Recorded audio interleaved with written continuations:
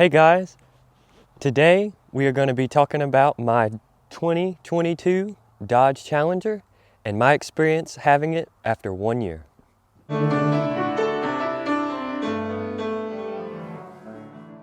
How's it going, everybody? I hope you're having a good day. In this video, we'll be talking about my car that I've had for a year, and I'm sure some of you guys remember my introduction video that me and my brother made about our cars when we got them brand new. And I just want to go through a couple of things like, how is the driving experience, the quality, and just overall what it's been like to have this Dodge Challenger for 1 year. And as far as you guys can tell, I haven't done anything major to the car as far as modifications. A lot of people like to put different splitters, a wing on the back, different rims, and sometimes some decals, but I'm not one of those people. I love keeping vehicles stock because sometimes they just do it so well, especially with this car. And like I said in my first video about this Challenger, it adopts a lot of features from the 1971 Challenger, like the looks of the grille and the taillights, and especially the overall shape of these cars. They look exactly like the old ones, just modernized. But I've really enjoyed this car. I've got lots of compliments about it, especially of the color. This is called Frostbite Blue, and it's a darker blue than the B5 blue. And I don't see it very much, probably because it costs an extra $450 online when you build these cars. So it's probably a low stock color, but I really love it. It's very subtle, but still striking and different than most other vehicles on the road. So let's talk about some fuel economy in the Dodge Challenger. In mine, I have a 5.7 liter Hemi under the hood, and I'll show you guys that in a minute because I've done some modifications to that, but not like you think. But for fuel economy in this Challenger, after driving it for a year, I've found that it does very well on a muscle car, and I've driven it mostly on the highway. I would use this going to and from Wilmington a lot more than driving it every day. I would drive it to work sometimes, but most of the time I drive my 98 Dakota, which if you want to see a review video about that, let me know down in the comments and we can get one going for you, because I've been working on getting it all fixed up and soon to be repainted. But for the Dodge Challenger, I've found that my fuel economy stays in about the 20s to the high teens to low 20s. I've gotten up to 25 miles per gallon on average.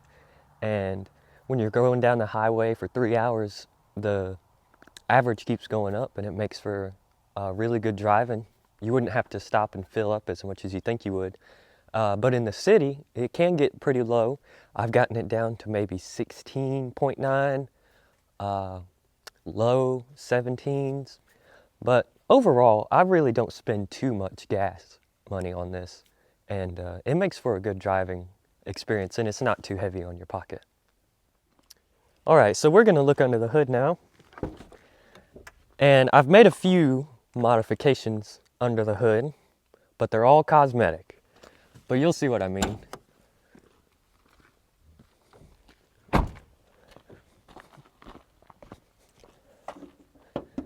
All right, y'all ready? If you remember from the last video, the color of the engine, well, now it's a lot different.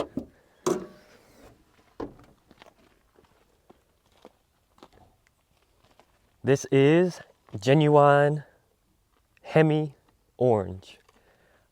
You can take this engine cover off, and I took it off and I taped it on this gray and over the Hemi letters, and I spray painted it Hemi orange. And back then the Hemis came painted from the factory, but they don't do that anymore. And well, at least not on this model. On the upper models like the SRT and the Hellcats and the jailbreaks, stuff like that, they paint the engine blocks. But on mine they didn't, because it's just a base RT model. but I wanted to give it a little color. I love old vehicles back when they would put so much effort into the colors and stuff. You know, Ford has blue engines, Dodge has orange engines, Chevy has red engines, and so on and so forth. And I missed out on that, you know, being so young. But you have to make it yourself. So I painted this Hemi orange, and I think it looks pretty nice. Y'all let me know if you think so. And if any of y'all seen when I opened the hood, I did put some decals under the hood because I didn't want to put it on my back glass like a lot of them. And you see we have a original Jtwes sticker and a Vice Grip Garage sticker. I really enjoy his channel. And then a Yeti and a Wrangler sticker just because I enjoy those brands. And on this side of the hood, I'm going to plan on putting decals from where this car has been. I have a Great Smoky Mountains Tennessee decal, and then I'll probably line it up even more. And if this gets full, we'll maybe put some on the bottom. If that gets full, we'll put it all right here. But just some subtle things that I like to add. But yeah, like I said, this is the 5.7 Hemi. It gives great power, 375. I like to round it up to 400 because it sounds more manly and more powerful. But about this 5.7 Hemi, I have changed the oil in it twice now. It's very, if you have the right tools, it's not hard to change the oils yourself. I just jack it up, put blocks under the tires so you have room to get under there, and you have to remove a shield, and then you can get to the oil pan and drain it and do whatever you need. It takes 7 quarts of oil, so it takes quite a bit of oil. And as far as power and retaining power, I haven't seen, because some people say that it loses power over time as you run the rings and stuff like that. But mine is, and then again, I've only had it for a year. But this one has great power. It's there when you need it, especially on, stop signs and merging into the interstate. It's fantastic getting on the interstate. And also, I'd like to talk about the steering and handling in a second. All right, guys, we're sitting in the cockpit of the Challenger. And if some of you guys know what the inside of an old Challenger looks like, this Challenger takes a lot of cues and details from that Challenger. Probably from the 70s, 71s. Especially this middle console right here. The old Challengers, they had this compartment right here, and this one is shaped basically exactly like it. And of course they've added cup holders. You have your climate controls and radio controls down here. You have a new touchscreen. I have the base model touchscreen that comes in all Challengers. It's very useful. It has Apple CarPlay, and you can control your climate from the screen as well, along with the radio and a few other settings you can go into through the screen, which I'll show you in a second when we look at some of the handling and stuff on it. But if you look at these gauges right here, we'll cycle the car up. The gauges come up, do a test run. I really like that about it. And then you fire it up.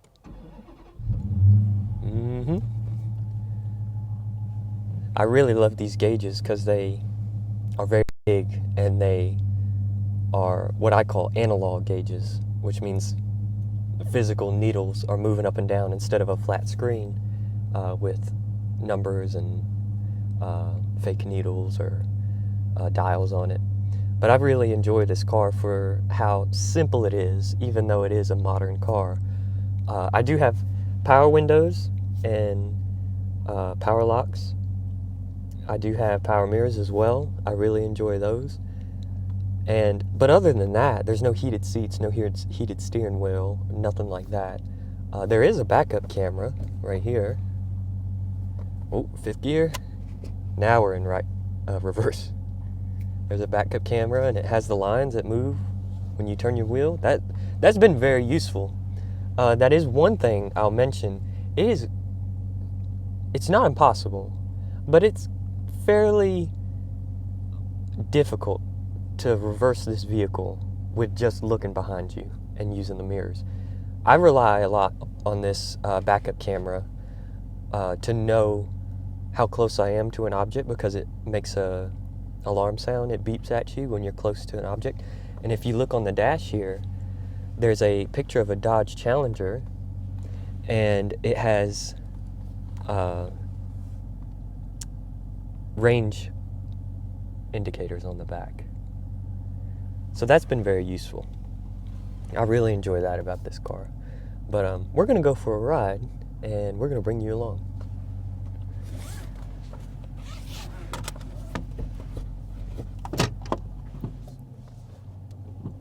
All right, getting on the road in our Dodge Challenger.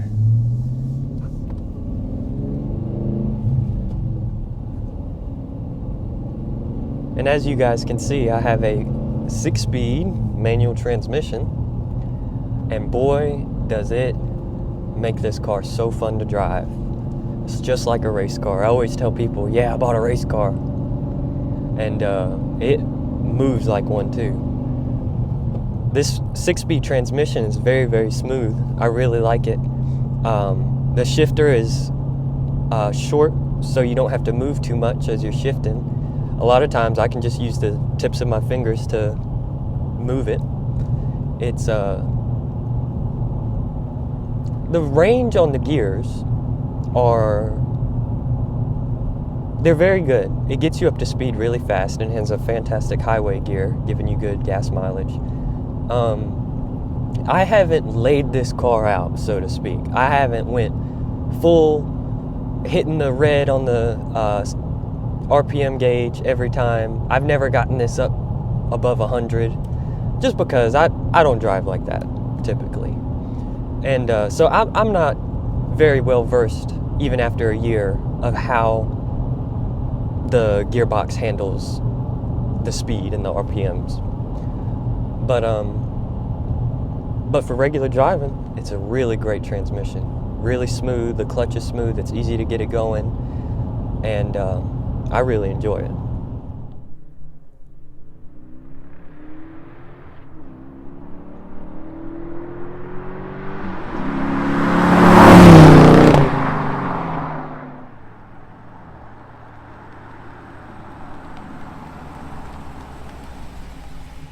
Alright guys, we are going through some back roads with a few curves here and there. I want to talk about the handling in this car. A lot of people think that a muscle car doesn't have good handling, and I would say a lot of people think that because, you know, they're big, they're square, they're not going to be stuck to the ground like a Ferrari or, you know, whatever other high-powered foreign car people love to bring up as a good example. But for this car, I've found that the handling is so good on it. For a Dodge Challenger, it being able to go through curves that I've went through, like I mentioned before, I went to the Smoky Mountains, and you know, the mountain roads are so fun to drive on because they're curvy and they're banked real well, for the most part. But we went there, me and my wife went there for our honeymoon, and we drove through those mountain roads, and this thing stuck to the ground like a race car, like a cup car almost. You couldn't spin this thing out if you wanted to. But I really liked it. I want to show you in a second the power steering modes that you have. If you look on the screen here, you can see electric power steering, and I have it in sport mode right now, and that's very tight. As you can see the camera shaking, that's very tight steering, and it gives a lot of feedback going through curves. It's very heavy steering, and that's what you want, you know, when you're driving quickly. And then you have normal. Normal is a little bit more loose. It still moves around pretty good. And then comfort mode. This is the softest steering you can get. This is truck steering right here. You move the wheel, it takes about, you know, a millisecond for it to start going. But that's for you know, if you're not going like a race car, if you're not going fast through curves, you're just regular driving. Yeah, it is less heavy on the steering wheel. It's much easier to turn. But I always like to keep it in sport mode, because that's what I'm used to. Nice and tight steering, easy to feel where your wheels are pointing at all times. I really like that.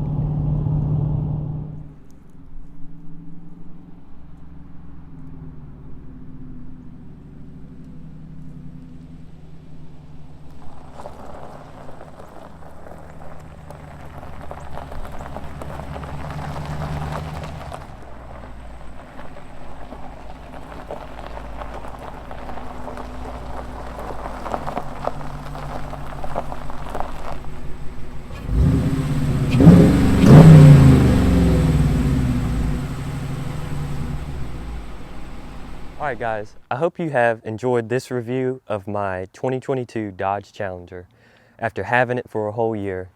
And if I want to say anything to wrap up this video, all in all, I've really enjoyed this car. It's a great A to B car. It's a great sports car, having fun with. I really enjoy the highway driving, how much power it has, the way it looks especially. And I hope you guys enjoyed this video. I hope you give it a like, comment down below what you think of it. We'd like to try to start more review videos of whether it be cars or trucks, tractors, equipment, products, stuff like that. We'd give our review videos to you, and we hope you would enjoy them and find them interesting, and if not, informational. But thanks for sticking around and watching this video. I hope it comes out well, and I hope you have a wonderful day. God loves you. God bless you. We'll see you again.